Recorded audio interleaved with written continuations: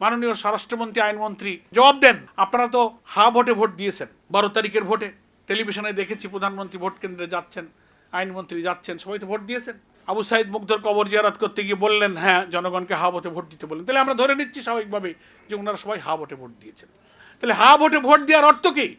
এই গেজেটের মধ্যে হা ভোটের যে 4টি প্রশ্ন ব্যালটে এখানে আছে, সেই 4টি প্রশ্নে এই 84 সংস্কারের ব্যাপারে বলা আছে, সেখানে নোট অফ ডিসেন্ট নেই। নোট অফ ডিসেন্ট বাদে ব্যালট তৈরি হয়েছে। তাহলে 5 কোটি মানুষ ভোট দিয়েছে যে ব্যালটে, সেখানে নোট অফ ডিসেন্টগুলো বিএনপির কাছে ছিল, কাগজে লেখা আছে, কিন্তু গণভোটের ব্যালটে কোনো নোট অফ ডিসেন্ট ছিল না। পড়েন আপনি। তাহলে নোট অফ ডিসেন্ট ছাড়াই গণভোটের ব্যালটে বাংলাদেশের প্রধানমন্ত্রীও ভোট দিয়েছেন, আইনমন্ত্রী ভোট দিয়েছেন, স্বরাষ্ট্রমন্ত্রী ভোট দিয়েছেন। তাহলে হা ভোটে ভোট দেওয়ার অর্থ হলো আপনি 84টি সংস্কার মেনে নিয়েছেন। হা ভোটে ভোট দেওয়ার অর্থ হলো 47টি সংস্কারকে আপনি মেনে নিয়েছেন। সেটা আপনি জনগণকে বলছেন না। আমি বলেছি যে যদি আপনি তা না ভোটে ভোট দিয়ে থাকেন, তাহলে পার্লামেন্টে এসে বলুন যে না গণভোটে আমি হা ভোটে ভোট দেইনি, আমি নাতে ভোট দিয়েছি, বলুন। তাহলে আমরা একথা বলবো না যে আপনি দ্বিচারিতা করেননি, আপনি প্রতারণা করেননি, তা আমরা বলবো না। কিন্তু আপনি ওখানে হাতে ভোট দেবেন, আর এখানে এসে 10টা নোট অফ ডিসেন্টের উপরে শক্ত থাকবেন। আপনি 5টা সাংবিধানিক সংস্কার মানবেন না, আপনি এই সমস্ত আইন মানবেন না। জনগণকে আপনি এটা গোপন রেখে বলতেছেন আমি অক্ষরে অক্ষরে মানব। তাহলে ভূত কার ঘাড়ে? ভূত সরকারের ঘাড়ে। ফলে অহেতুক বিরোধী দলের উপর ভূত চাপিয়ে দিয়েছে, এই কথাটা বলাটা অনুচিত হচ্ছে। সারা দেশে বিএনপি পার্লামেন্টে যত ভোট পেয়েছে টোটাল করলে প্রায় 3 কোটির মতো ভোট হবে ওনাদের টোটাল। আর গণভোটে কত ভোট হয়েছে? 5 কোটি। তাহলে 5 কোটির আর 3 কোটি, 3 কোটির কাছে কি 5 কোটি পরাজিত হবে?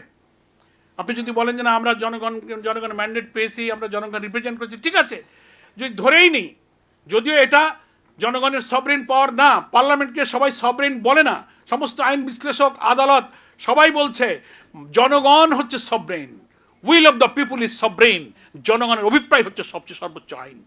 তো 5 কোটি জনগণ ভোট দিয়ে আপনার নোট অফ ডিসেন্টকে খারিজ করে দিয়েছে। 5 কোটির কাছে 3 কোটি পরাজিত, আপনার নোট অফ ডিসেন্ট গণভোটে টেকেনি। তাহলে আপনাকে কি করতে হবে? এই গণরায়ের প্রতি সুবিচার করতে গেলে, সম্মান জানাতে গেলে, যে ব্যালটে ভোটে আপনি হাতে দিয়েছেন ওই ব্যালটের বর্ণিত সংস্কারগুলো আপনাকে মানতে হবে। তাইলে বোঝা যাবে যে না আপনার কথা আর কাজের ঠিক আছে। আপনি শুধু সহজে বাঙালিকে বুঝাই দেবেন আমরা সব মানবো, মানে জনগণ যেন বিরোধী দলকে ভুল বোঝে, দেখো আমরা সব মানি, ওনারা আবার 11 দল করেন, ওনারা আন্দোলন করবেন, মিছিল করবেন, সেমিনার করবেন, গোল টেবিল করবেন, বিক্ষোভ করবেন, ওনারা মাথা খারাপ হয়েছে। না, মাথা আপনাদেরই খারাপ হয়েছে, আপনারা জনগণকে আপনারাই ভুল বোঝাচ্ছেন। সেই জন্য একজন মাননীয় প্রধানমন্ত্রীর পক্ষে এটা শোভনীয় নয় যে এত বড় একটা পার্লামেন্টের অপোজিশনকে আমাদের গাড়ি ভূত চেপেছে এই কথাটা বলা। আপনাদের যেমন সংবিধান বিশেষজ্ঞ, বিদ্যা বুদ্ধি, লেখাপড়া আছে, পার্লামেন্টে যারা 5 কোটি মানুষকে রিপ্রেজেন্ট করছে তারাও লেখাপড়া শিখে সংবিধান বুঝে ওখানে আছে। বিএনপির মধ্যে সংবিধান বিশেষজ্ঞ, সিনিয়র লয়ার যারা আপনারা ব্যাখ্যা দিচ্ছেন, এর বাইরে একটা বিরাট বাংলাদেশ আছে। বাংলাদেশের বড় বড় সংবিধান বিশেষজ্ঞ, সিনিয়র লয়ার, রাজনৈতিক বিশ্লেষক গোল টেবিল করছে, আলোচনা করছে, মতামত দিচ্ছে, পত্র পত্রিকা ইন্টারভিউ দিচ্ছে। পড়েন, নোট অফ ডিসেন্টের ব্যাখ্যা পড়েন। গণভোটের সাবজেক্টে 5 কোটি রায় দিলে তার পজিশন কি হয়, সার্বভৌমের ব্যাখ্যা পড়েন। জনগণের ভোটে পার্লামেন্ট হয়, জনগণ পাওয়ারকে ডেলিগেট করে, সংবিধান এবং শাসন ব্যবস্থাকে কার্যকর করার দায়িত্বটা এমপিরা পালন করে। কিন্তু রেফারেন্ডামে যখন আমভাবে কোনো বিষয়ের উপরে জনগণ ভোট দিয়ে দেয়, তার অর্থ হলো will of the people is sovereign, জনগণের অভিপ্রায় হচ্ছে সবচেয়ে বড় আইন। ফলে 5 কোটি মানুষের আইনের কাছে আপনার পার্লামেন্ট, আপনি কয়টায় নোট অফ ডিসেন্ট দিলেন, এটা এখন মূল্যহীন। তাহলে আমরা তো একথা বলতে পারি যে রাজনৈতিক যে সংকট, আজকে খেলাফত মজলিস যে সমাধানের উপায়, গণরায় বাস্তবায়নের করণীয় মিটিং করছে এত এনার্জি সময় নষ্ট করে, এই সংকট তো আপনারা তৈরি করেছেন। আপনারা যে সংকট তৈরি করেছেন, আপনাদের তৈরি করা সংকট আপনাদেরকে সমাধান করতে হবে। এটা আপনারা জনগণের কোর্টে বলটা দেবেন না, এই বলটা আপনার কোর্টে আছে, আপনাকে এটা সমাধান করতে হবে। নতুন কোনো ক্রাইসিসের দিকে আপনারা যাবেন না। আশা করি আপনারা ইউটার্ন নিয়ে ফেলেছেন, সোজা ইউটার্ন নিয়েছেন এবং জনগণের জনদুর্ভোগের জনগণের সংকটকে ওই শেখ হাসিনার মতো দৃষ্টি এড়াবার জন্য নতুন নতুন ইস্যু সামনে আসতেছে, আপনারা নতুন নতুন কথা বলছেন। জ্বালানি সংকটে দেশ শেষ হয়ে যাচ্ছে, পার্লামেন্টে জ্বালানি মন্ত্রী বলেন না তেলের কোনো অভাব নেই, আবার পেট্রোল পাম্পে তো লম্বা লম্বা লাইন। দ্রব্যমূল্য বাড়ছে, রেমিটেন্স কমছে। 2 মাস যে পারেনি ব্যাংক থেকে 44,000 কোটি টাকা আপনারা রোল করেছেন। প্রধানমন্ত্রী আর চারিপাশে যে সমস্ত এমপিরা আছে, সমস্ত বিভিন্ন গবেষণা প্রতিষ্ঠান বলছে শীর্ষ শীর্ষ ঋণ খেলাপিরা আপনার চারিপাশে আছে। হাজার হাজার কোটি টাকা ঋণ খেলাপি পার্লামেন্টে এমপি হয়ে আসছে। আবার ব্যাংকগুলো দখল করে স্বেচ্ছাচারিতা করে দেশের অর্থনীতি যারা ধ্বংস করেছিল, লক্ষ লক্ষ কোটি টাকা বিদেশে পাচার করেছিল, তাদের সাথে গোপনে আতাত করে সুদবিহীন অর্থনীতির মেরুদণ্ড হিসেবে কিছু ইসলামী ব্যাংক গড়ে উঠেছিল।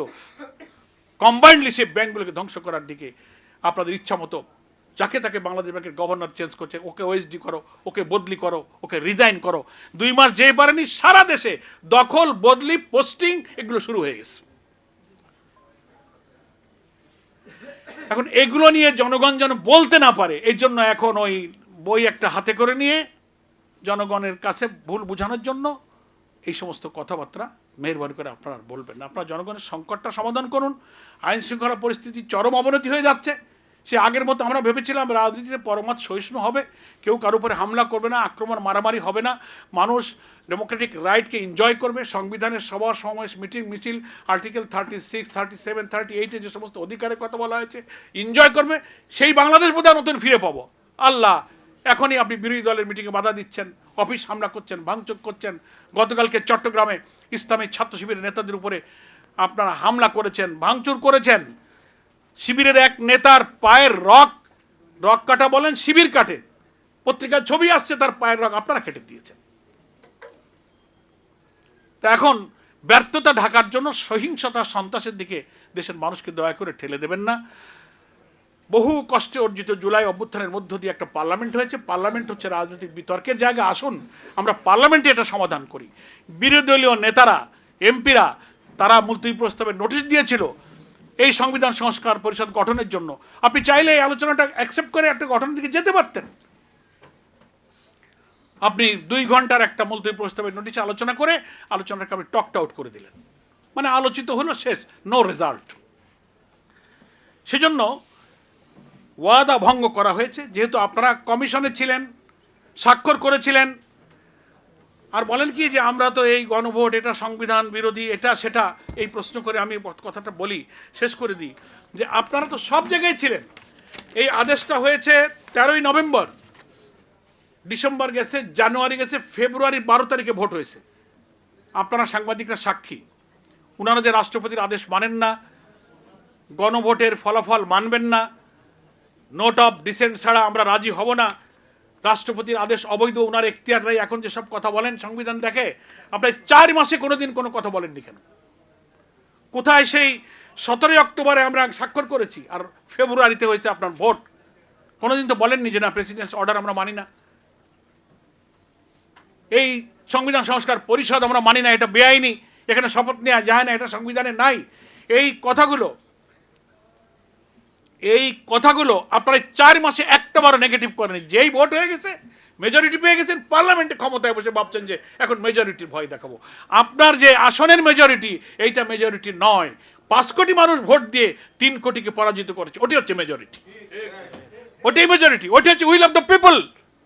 এই জন্য আমি আহ্বান জানাবো মাননীয় প্রধানমন্ত্রী, খেলাফত মজলিসের আজকের এই গোল টেবিল থেকে সুধীবৃন্দ, আলোচকবৃন্দ অনুরোধ জানাচ্ছে যে আপনারা, পার্লামেন্ট চলছে, এই সেশন এখনও 29 তারিখ সম্ভবত শেষ হবে, এই পার্লামেন্টে আপনি বিরোধী দলকে নিয়ে একটা ওয়ে আউট তৈরি করুন, কিভাবে সংবিধান সংস্কার পরিষদের বৈঠক আহ্বান করবেন, 5 কোটি মানুষের গণরায়, গণভোটের এই ফলাফলকে বাস্তবায়ন করে সংবিধান সংস্কার করে ফ্যাসিবাদ বিরোধী আন্দোলনে সহস্রাধিক মানুষের জীবন 30-40 হাজার মানুষের রক্তাক্ত ক্ষত চিহ্নের এই দুঃখকে আপনি লাঘব করে জাতিরকে নতুন বাংলাদেশ উপহার দেবেন, দেশকে আর আন্দোলন আর রক্তক্ষয়ী সংখ্যা থেকে ঠেলে দেবেন না, এই আহ্বান জানিয়ে আমি খেলাফত বাংলাদেশকে ধন্যবাদ জানিয়ে এই গোলটেবিল আয়োজনের মধ্য দিয়ে একটা জনমত যে জাতির কাছে জানানো গেল, সরকারকে বলা গেল, এই জন্য ধন্যবাদ জানিয়ে আমার বক্তব্য শেষ করছি।